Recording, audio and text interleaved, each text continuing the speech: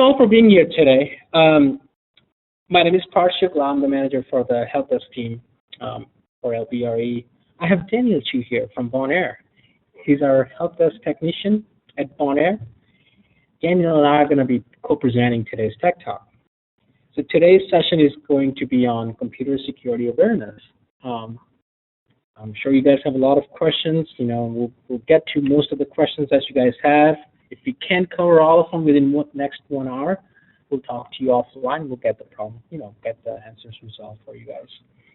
So the internet has made it completely simple and so fast to communicate with people around us, people across the world. To send information, to receive information, things, it's just completely fast nowadays. However, while the global connectivity has been very convenient, very efficient, very fast, it actually increases vulnerability, to a lot of computers, because now computers are connected online.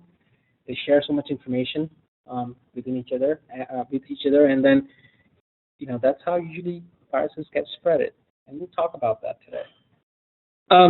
That is why it's important for us to know how to protect yourself with online threats, spams, viruses, worms, and all that kind of stuff, and how to keep your computer safe, right?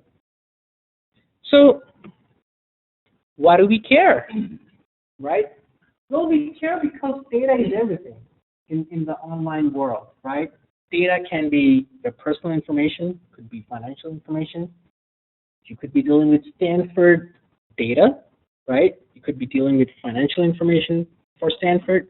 You could be dealing with project information, maps, utility maps, right?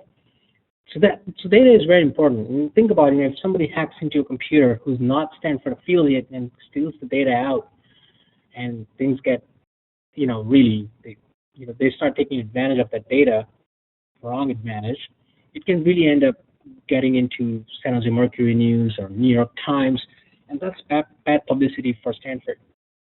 A lot of hackers hack into computers, top university computers, to get intellectual property, right?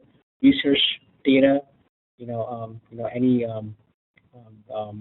scientific information. They want to steal that research information that students or professors might be working on. If they steal that information, they can take advantage of that. And, it can really, bottom line, can really affect Stanford's reputation if it gets into, San Jose Mercury News. That's bad press.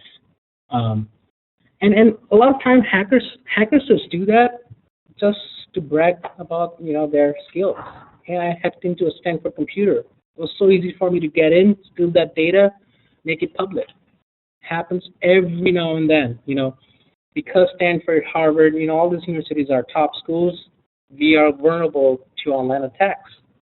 Hackers are always drawn to us to get that information out of our computers and steal that and make it public, right? And then obviously we want to take good care of the computer, phone, iPads, all those devices that are given to us, and we use it in a right way, so that we can get the most ROI out of those equipment. So that's why we care, right? So let's talk a little bit about security and why it's important, right? Just keep in mind that security is a team effort, right? It's a balancing act, right? TSG is doing pretty much a lot of things, behind the scenes to keep your computer protected. We have firewalls, we have encryption on the laptops and the iPads, iPhones. We keep your information secured. We back up your computer, every hour. We'll talk a little bit about that down the road. All your iPads and iPhones are secured by having an MDM product installed on it, so your backups are encrypted, right? So we do a lot of things in the back end that you don't know about. We try very hard to keep your computer and all of our devices very safe. But that is so much we can do, right? And that's where the burden shifts on your shoulder. Things that you have to do, things that you have to keep in mind to keep yourself protected from all these online threats, right? So we'll cover down the road, how to got to make sure that we have strong passwords, right? 1, 2, 3, 4, 5, 6 is not a password, right? So we'll talk about patterns that you can use, to create a strong password. How to avoid spams. We'll talk a little bit about that. And then remember, if you're not using your laptop, you're not using your iPad or your iPhone, it's just sitting on the desk, lock your screens, right?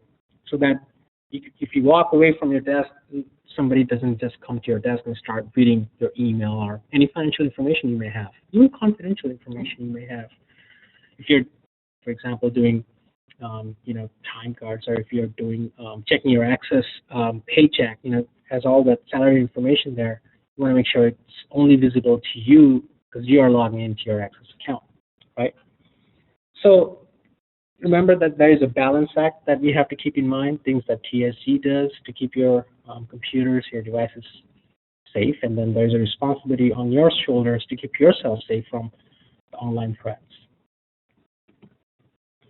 So today's agenda, as you know that Stanford University has made it required for all of us to watch the computer security awareness video by March 12th. We'll show you a little bit of glimpse of how that video, where that video is, and we'll just play like a 1-minute video so that you guys can get a glimpse of it. But then remember to go back to your desk and watch it whenever you have time, but do it before March 12th. If you have done it, that's great. That's perfect. We'll talk a little bit about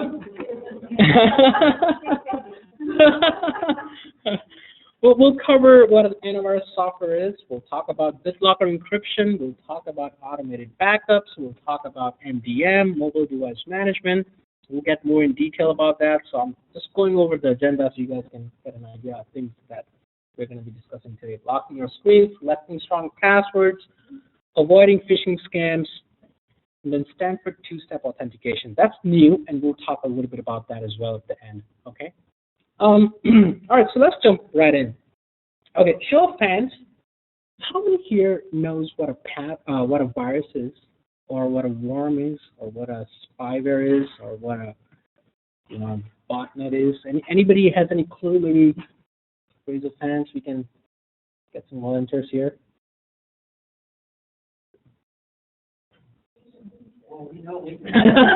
Not those guys.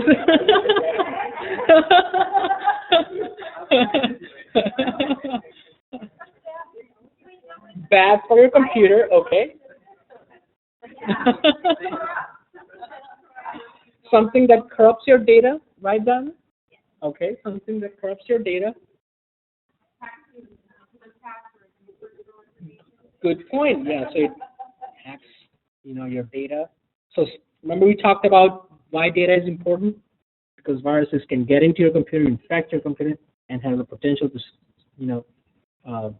steal your data. Anything else, guys?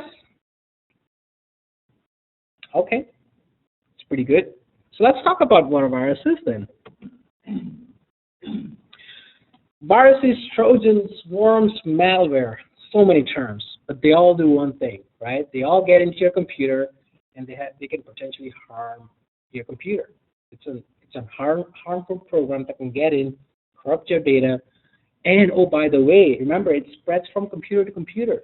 That's critical, right? So you get a virus, if you don't take care of it right away, if you don't let us know about it, if you don't clean it up right away, it has potential to spread from one computer to another, right? And then spread. Go ahead. Yeah.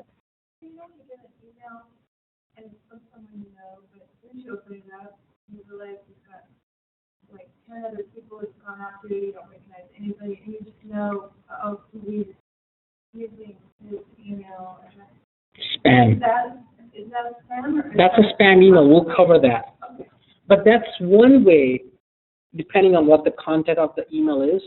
If they are asking you to click on this link, that takes you to another web page which downloads the software to your computer, then your computer can get infected with the virus, right? So we'll cover the spam part of it. We have a lot of information on that. I think you guys will like it. It can delete or corrupt the data that's stored on your computer, and it can be disguised as, remember this is important now, it can be disguised as attachments, as funny greeting cards, right? audio or video files, and a lot of times you get those from internet games. Just an FYI. Now, if you get an email from your sister saying, "Hey, happy birthday," and it's not your birthday, I wouldn't click and download that attachment, to view that, see that greeting card, right? Because that's suspicious, right? And I would always question myself. It's not my birthday. I got this email. If my brother, I'm going to see my brother when I go home. Why is he sending me email with the greeting card, right? So I'll probably call him up and find out, hey, did you really send that email? Because who knows, his account got hacked and somebody's spamming me now, right? Sending me this greeting card that has a virus. If I click on it, downloads it, and my computer is infected, right? And so that's one way that people get viruses in a computer. Kind of. Is it only by opening the attachment, or if you open the email itself? And then if you open the email, it's not harmful. But if you download it, yeah, then it'll install itself, and then God knows what it will do, right? And remember, it does so many bad things, but what it also does, it actually really creates a problem where you can't use your computer. So it's a loss of productivity, right? You get a virus on a Sunday night, you're in the middle of writing this email or working on this project, and computer gets infected. Now it doesn't even boot up, and you're stuck, right? So it not only does this kind of things, but it also affects productivity for us, right? So just keep in mind, it's very important for us to remember the signs and act, right? And that is why we have an antivirus loaded on all our computers, right? So what is an antivirus? Well, an antivirus detects infections, right? So you get a virus, antivirus software that's loaded on everybody's computers will notify you, hey, you have a virus, do something about it, right? It'll notify you. So your responsibility at that time, remember we talked about that balance, things that TSG does, we made sure you guys' computer have antivirus loaded on your computer. Your responsibility is to let us know. Call help desk. Hey, John, hey, Chester, I got a virus. Can you please help me? Can you help me figure it out, right? Because that's important. As soon as that happens, it has a potential to spread unless we come fix the problem for you and get rid of it. It keeps computers from not getting compromised, right? It sends out proactive virus notifications to us as well if your computer gets infected, which is a nice thing. And if you get a message like that, like I mentioned, just call help desk, let us know, and we'll be happy to come over and quarantine the problem for you. Okay. So what is a data encryption, or what is an encryption, right? Before we get into that whole thing about encryption, I want to talk a little bit about data classification. Now, Stanford, the ISO's office here at Stanford has put together a data classification table that gives us, a thorough understanding of the type of data we use, right? And what do we have to make sure to keep in mind to keep ourselves protected, right? So let me jump right into data classification. So Stanford has 3 types of data categories, right? We have prohibited, restricted, confidential. Now, most of us here in LBRE do not deal with prohibited or restricted data, right? Prohibited has social security numbers, right? Financial account numbers, driver's license, and all that information. Restricted data has HIPAA, passport information, visa information, and all that. But a lot of us may fall into, actually I shouldn't say may, will fall into confidential category, right? Think about it. We may not deal with staff personal information. We may or may not, right? Depends on your job description. Privileged attorney-client communications. But we do deal with this, right? Stanford internal memos, emails, non-public information. Now, think about this for a minute. If you deal with information, if you think your email, if you think that I do not have anything on my computer that's important, that's restricted or prohibited, think again. right? You might want to think in a way where if the data that I have in my email, if that becomes public, is that okay, right?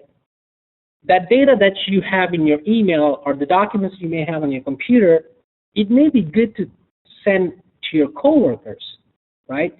So projects that you're working on, financial information you want to share with your coworkers, or your boss, or anybody within Stanford, somebody who's Stanford affiliated, that's good.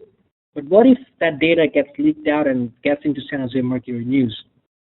Is that okay with you? And if the answer is no, it's not okay, then you fall into this category, right? That's why it's very important for us to know the type of data we deal with. And that is why we keep our computers encrypted, laptops encrypted. Daniel, do you have something to add there? Yeah, so each of these categories lets us know what precautions we should take to keep our data secure, and especially for confidential information, keeping our laptops encrypted to make sure that if our is stolen, then we know that that data is not going to get taken advantage of. Gotcha. Thank you. So going back to encryption, right? What encryption does is, and we have encryption all the laptops, right? Because laptops are mobile, right? You can take it home, you can keep it in your car, you can take it to Starbucks. What if somebody breaks into your computer, steals your computer, goes back, gets the data out, right? That's what we are worried about, right? That's why we keep our laptops encrypted. So if somebody steals your laptop, we know it's encrypted.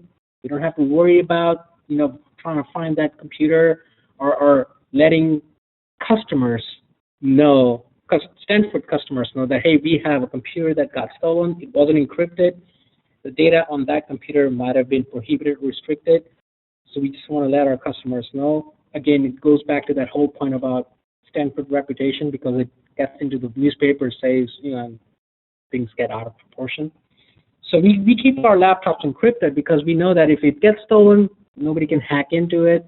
They can wipe the hard drive completely and use it for their own purpose, which is fine. We get your new laptop, we restore your data, and off you go, right?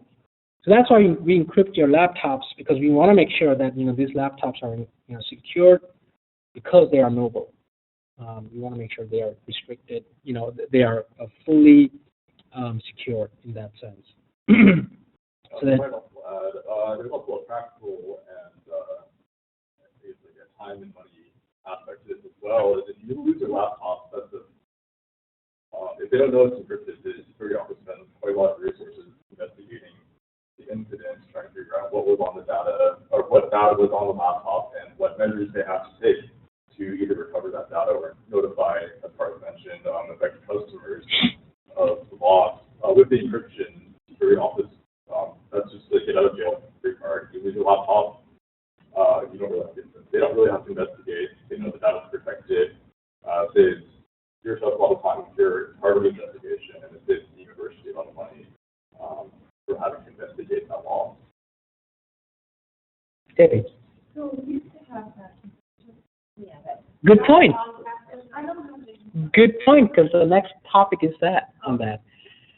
The BitLocker encryption replaces, remember, I'm sure you guys know that, we had the bad PGP encryption software loaded on Windows XP computers that required a long password for you to type it in to get to your Control-Alt-Delete screen, right?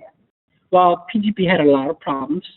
University also identified that and started looking for a replacement for PGP.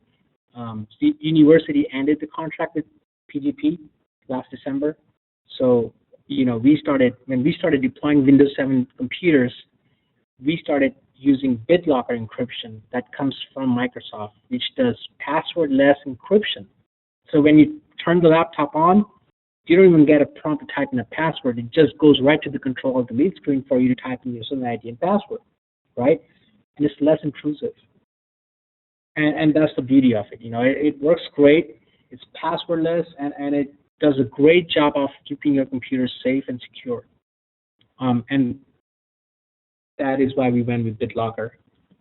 It's a lot more user-friendly. We had a lot of issues with PGP. So now that let's go back out. Your computer is encrypted. Let's just say that it gets stolen. What happens to the data that's there on that laptop? Maybe you didn't back it up on that drive, right? What happens to the data? Well, all computers, all laptops, all computers within a BRE, all laptop computers, I should say, I'm going to get to the desktops in a minute, has this Crash Plan Pro software installed, which constantly runs in the background, and it uploads or sends a backup to our server, and it uploads the data automatically every hour, right? So you create a new document, and then you save it on your desktop. That software automatically knows that, hey, Jean created a new Word file on her desktop. Let me back it up to the server. Every hour it'll do that. So if Jean takes her laptop home, she went to Starbucks and she's buying coffee, and she comes back to her, desk, and she notices, oh, where's my laptop? It's gone, right?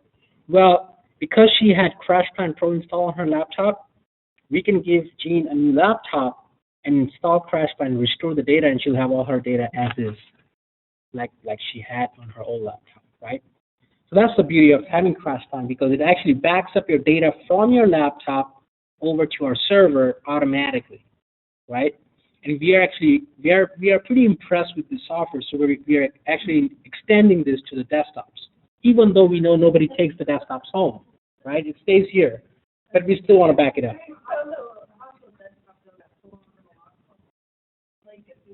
Yeah, see, so yeah, we are extending that here at Porter. Everybody has it, but over at Bonaire, we've started to extend that Crash Plan Pro install to everybody within LBRE.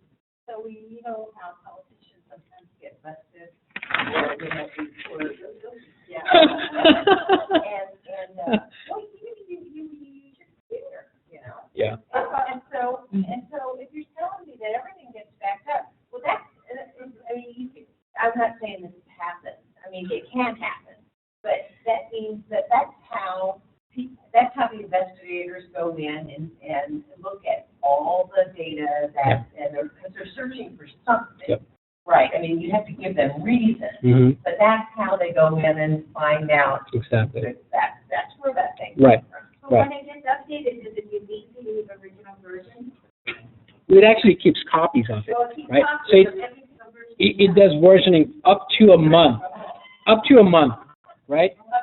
Right, exactly. So let's say Jean created a document, she saved it on her desktop.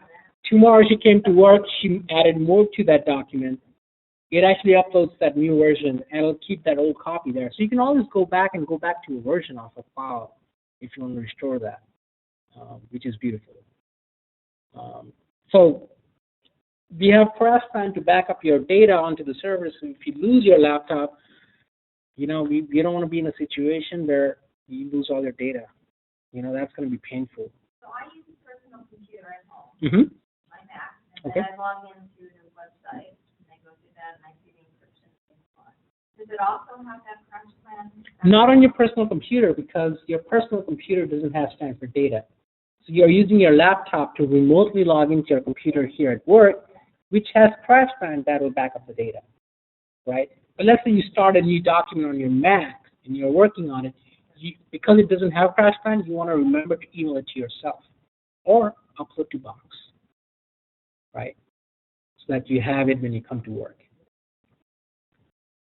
So let's go back to our desk and talk about iPads and iPhones, right? All Stanford-provided iPads and iPhones have Stanford Mobile Device Management installed. What it does, it actually sends a profile to your iPhone and iPads and enforces security restrictions, right? So if you have a Stanford-provided iPhone or an iPad, you got to have a 4-digit PIN code. You cannot disable that because, as you guys know, we carry so much data, right? We might even carry more data on an iPhone or iPad than on a computer, depending on what kind of data we are talking about there. It encrypts your backups. It actually also installs a VPN profile, which is nice. let's just say that since your iPads and your iPhones are password protected, if somebody steals your iPhone and tries to guess a password, after 10 failed attempts, it'll wipe your phone, right? Because it knows that somebody's trying to get into your phone, and they don't know the password, so I gotta wipe this phone. So if you have small kids at home and if they're trying to get into your phone, be very careful there. And let's say if you lose your phone or your iPad, we can actually send a remote wipe, and it'll wipe that data from the iPhone or the iPad, which is nice. Okay. So, any questions until now? Now we're just going to switch some gears. I'm going to have Daniel come over and talk about things that you should be doing to keep yourself protected. Right, Daniel? The next section, which is the role that users play in keeping computers safe. The first thing I want to cover is screen locking. As Parth mentioned, it's important to lock your screens to prevent people from just walking up to your computer and using it. Very essential part of what I would consider physical security. So you're probably good at locking your office doors when you leave for the day. You may lock your laptops with a laptop lock or a cable. But you also want to lock your screens so that people can't just send emails on your behalf, look at your data, delete your files. We can do this easily on Windows computers by using the Windows L combination. It's not really good with memorizing shortcut keys. Control-Alt-Delete is a familiar one too that people know. It'll give you an option to lock your screen. And if you prefer the shutdown menu, the shutdown button in Windows 7 has a little arrow that gives you extra options to lock your computer. Advancing over phones really quickly, it's also important to lock your phone so that people just can't pick up your phone and unlock it. The worry here is less that people just walk up to your phone and use it than if somebody steals your phone, picks it up, that they've got access to your data. And normally you want to secure it with a PIN lock. For people who use Android phones, you're probably familiar with the pattern lock, and you leave those smudge all over the screen. People can get your unlock screen. So I'd recommend a PIN lock for that. As Parth mentioned, the MDM enforces PIN lock. It makes you choose a PIN for your phone to unlock it. For Android phones, if you have one, we'd be happy to help you set up a PIN lock to keep your phone secure. I want to spend some time talking about passwords as well. A lot of you have probably been familiar with advice regarding what makes a strong password, but I want to go into the why of these criteria, so maybe it'll make sense to you why we recommend these things. So why do strong passwords matter? Passwords, quite simply, are the keys that let you into your account, and a strong password makes it harder for somebody to break into your account. I want to pose a question out here. If you were to pretend for a moment we're all master computer hackers and we want to get into somebody's account, what method would you use to get your password? I would say I forgot my password. That's one good method. Do you have any other guesses? Go ahead. That's a very good method as well. Do we have any other guesses? Okay, so I'll move on. And the reason we choose passwords meeting certain criteria are to avoid people from guessing those passwords. I chose 3 criteria I think would make for very good passwords, and that's to keep your passwords long, choose a variety of characters in your passwords, and to avoid common phrases. So let's focus on the length of the password. Typically, you're recommended to keep your password 8 or more characters long. Why is that? Just to give you an idea, a 6-character undercase password yields about 300,000 passwords. That's a lot of passwords for people. For computers, that's almost nothing. You can break that password in a couple of minutes. Add an extra character to that makes it 8 billion passwords. One more, 208 billion passwords, which is still nice, but computers eat that for breakfast. So the more letters you add, the more combinations the computer has to try to break your password. I might want to go back for a second. So we've guessed that you might guess security questions. You might guess pet names, or names of relatives for passwords, but computers actually take a fairly dumb approach to cracking passwords, and they'll just try every combination they can think of until they get it. And they can afford to do that because we're not the ones spending all that time guessing. They can make it automated, and they can do it fairly quickly.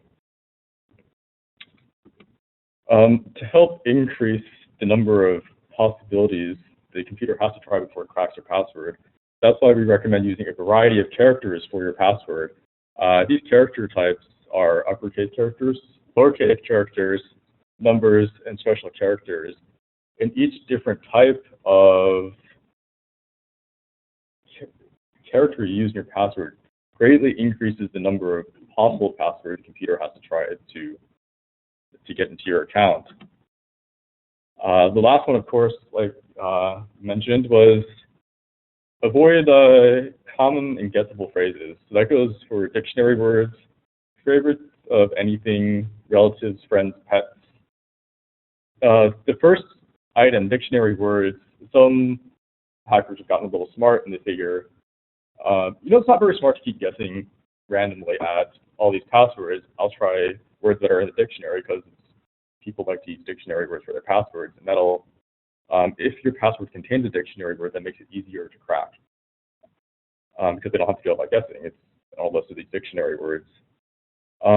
Friends or pets are best to avoid. They don't have the same brute force approach to cracking passwords using these, but if they're very determined, all it takes is really a look at your Facebook profile, LinkedIn, Lbre, personal profile, project pages, and if they gather enough information, they can make a pretty educated guess as to what your password would be.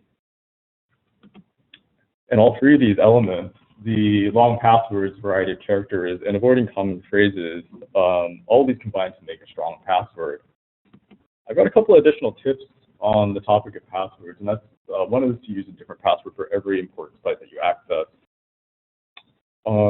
Sometimes hackers can get into, when people store your passwords, it's encrypted, but they have methods of cracking that given time.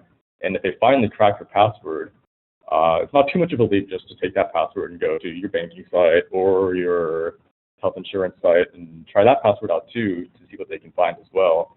Well, what's your tip for remembering all these? I'm about to get that. So I know people that keep their passwords on their computer because they've got so many of them. passwords and, to remember. And it's under some kind of sublime title. But, because they've got so many, and we get into a So I'll address that in just a moment. One last bad piece of, one last bad piece of news is that we want you to change your passwords regularly.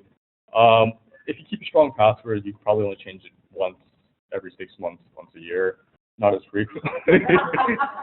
But despite all the bad news, we'll talk about methods of remembering passwords.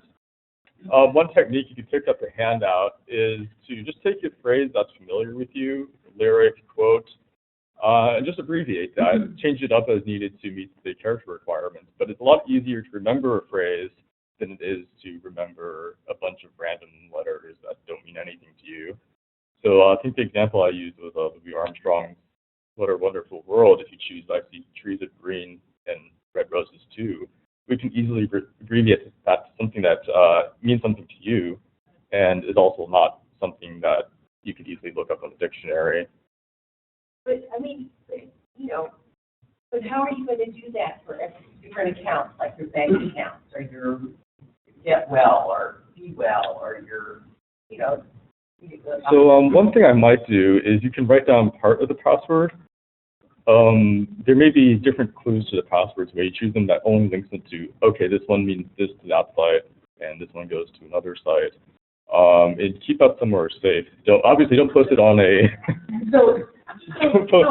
What a lot of people do is really they use a pattern, right?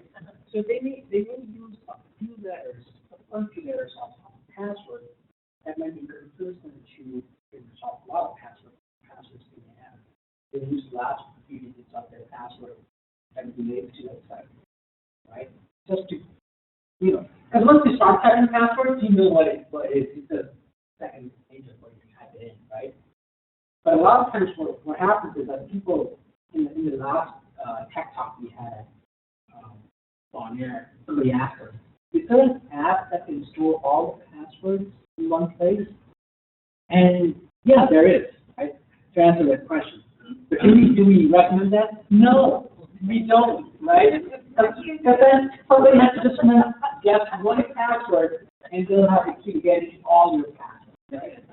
So one way to really solve that problem is you can note down your passwords, but you might want to hash them out, right? So if your password is something like Stanford, for example, instead of emailing it to myself saying my Yahoo password is Stanford, spelling the whole thing out, I might just say my Yahoo password is S ####D. That's a very simple example of reminding yourself what the password for each site is, instead of just typing it in all the way, right? Because if somebody still gets into your account and goes into that email, they know that your Yahoo password is right? That's one way, keep yourself to the different passwords you have. But I would not write the password on sticky pad.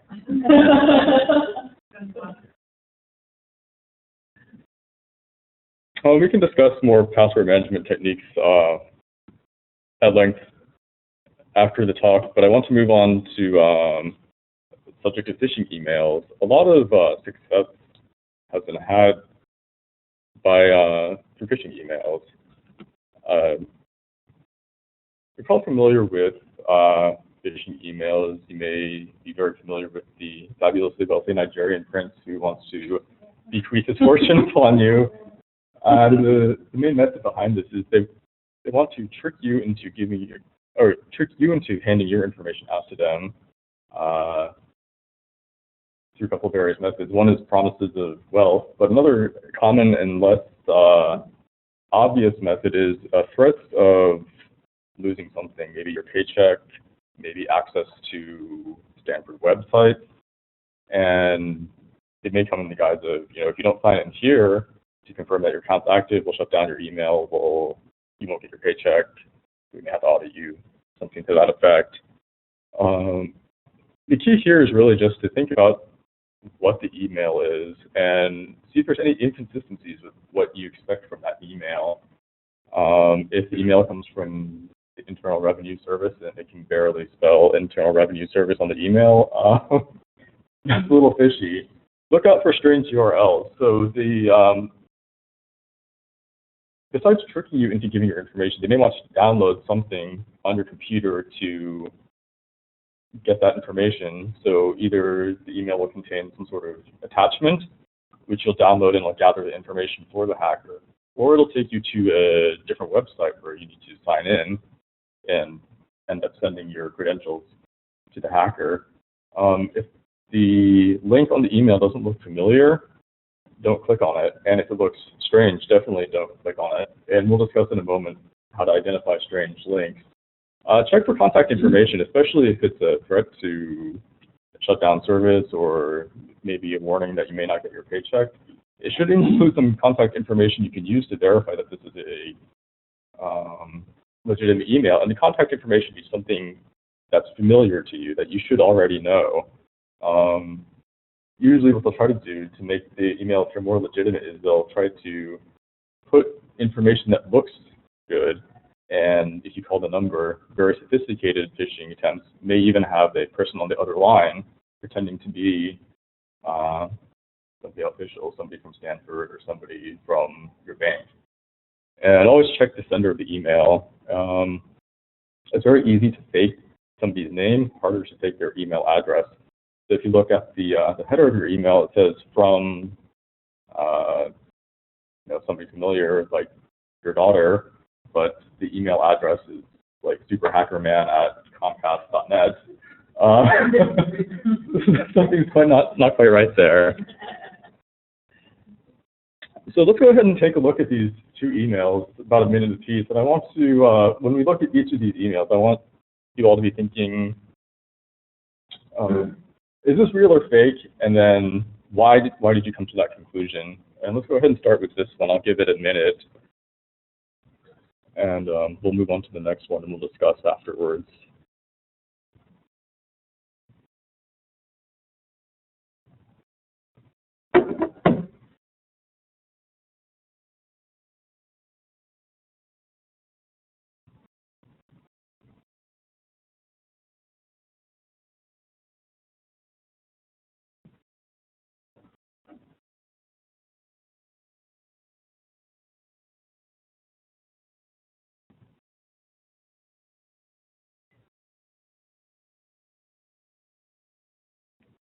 All right, I'll go ahead and move on to the next one. We'll look at this for a minute and see what we think about it.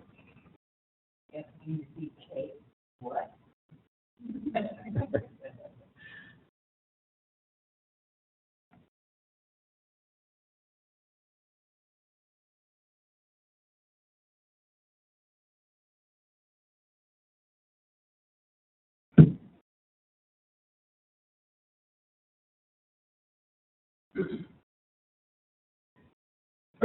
All right, let's take a moment to discuss the two emails. We'll head back to Exhibit A. So raise of hands, real or fake email? Real. And what led you all to conclude that this was a real email?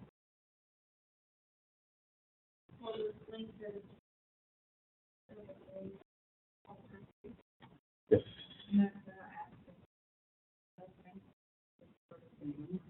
That's another good one, is that we generally, in fact, we will never ask for your information as a condition of getting anything like service, continuing to get your email. Were there any other clues that anybody noticed that led you to believe this was a real email? No misspelling. Okay. And familiar stuff like Lbre. Yeah, that's another thing I want to point out is that's a good thing to watch out. Is it's going to a familiar distribution list. We've got contact numbers here that most of you are probably familiar with 62111, and it's something you could definitely call and confirm that, hey, I've got this email. What's this mean? Is it real? Let's move on to the second one. What did we think about this one, real or fake?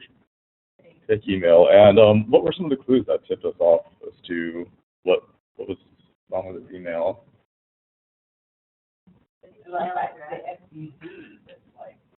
That's definitely strange. It does come from an @Stanford address, but official communications from IT services I would not expect to come from fdzkoxhd@stanford.edu. Were there any other hints here that? Yes, that's definitely strange. You think there's some sort of distribution list? Sometimes it's blind carbon copied though for very large communications, so we can't see who else was sent to it. Do you have any other? Yes. So it's asking you to update your privacy settings, which involve you signing in, and that'll lead you to give up your information to the attacker. A couple other things I want to point out are some of you may be familiar with the 5 helpline, the general helpline, or not. But in any case, it doesn't give you any reasonable contact information to use. Most people probably don't know who Matthew Ricks is and don't know what 32300 are. And the link, this is actually, I don't know if any of you remember this, there was actually an email that came out in December that looked just like this, and the link led to, quite frighteningly, a site that looked just like the Access login page, except that it wasn't. So definitely be wary of the links in emails you don't trust. Then can you go back to that? Yes. Talk a little bit about that. So yeah, I want to point out too is that the link looks legitimate at first, but you have to keep in mind that the link continues on as access.stanford.edu.student.25n.be, and .be is where the address actually ends. That means that somebody's been trying to fake the Access site. Real sites will just end at .edu. So if you keep following it to keep following the addresses first / here, if it doesn't end in .edu, somebody's trying to fake the website.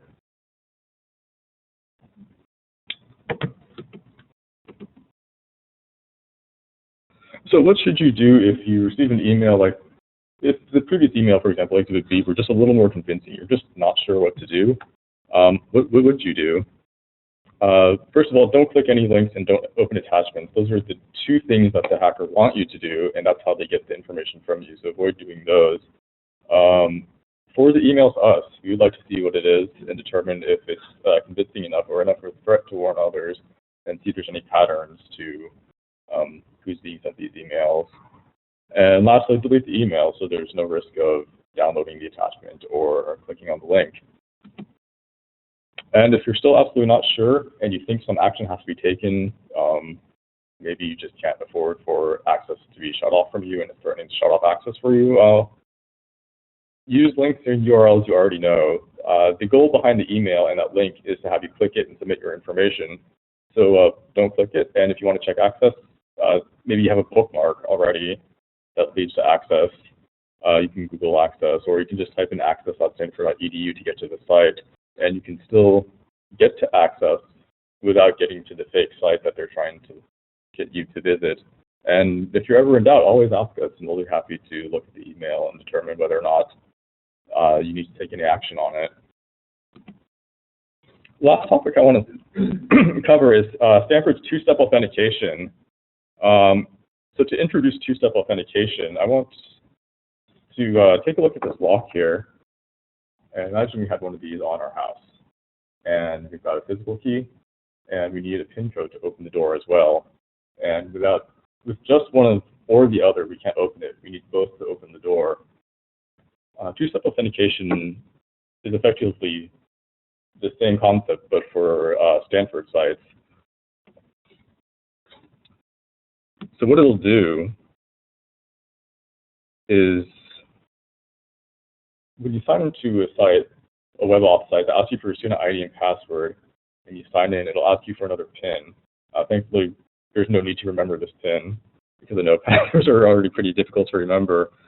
What it'll do is it'll send a PIN to either your phone using an application or a text message, or to a printed sheet of codes, and you use that extra step to sign in.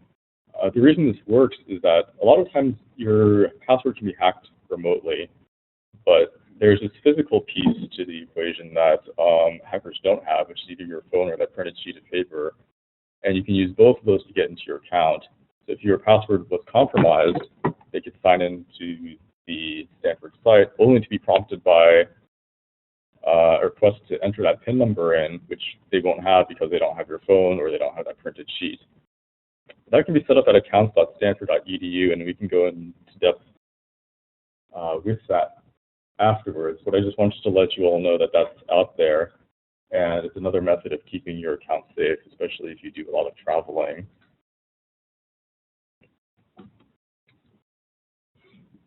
One last thing about the two-step authentication too is it does sound pretty annoying to have to type in two passwords all the time. There's options there to configure it to meet your needs. Some of those options will prompt you for the PIN only if you're logging in outside of Stanford, or to prompt every X number of times, and you can set how often that happens. So that brings us to the end of today's talk. As Parth mentioned at the beginning, security as a whole is the balancing act, and we both have to do equal parts to make sure that our data, our computers, and our networks are secure.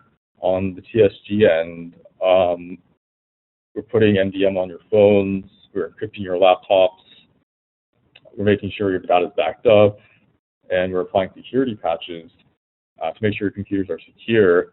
And on the user end, your end, we'd like you to lock your screens, keep your passwords strong, know how to avoid and identify phishing emails, and if you feel that you've got data you really need secure, take advantage of two-step authentication. So thank you all for coming today. If you've got any questions, now is a good time to ask.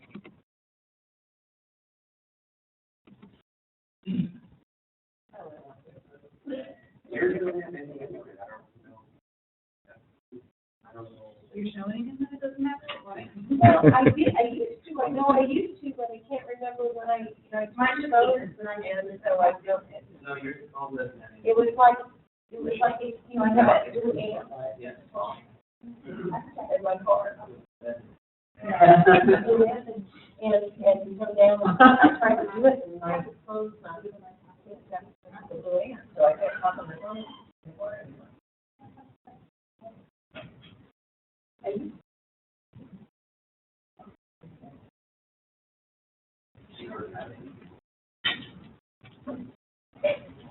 I knew that.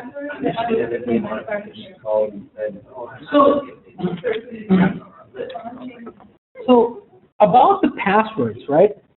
I know they are complicated, they can get complicated, and you have to remember so many passwords for so many sites, but it's very important to change passwords often. So normally I use this analogy.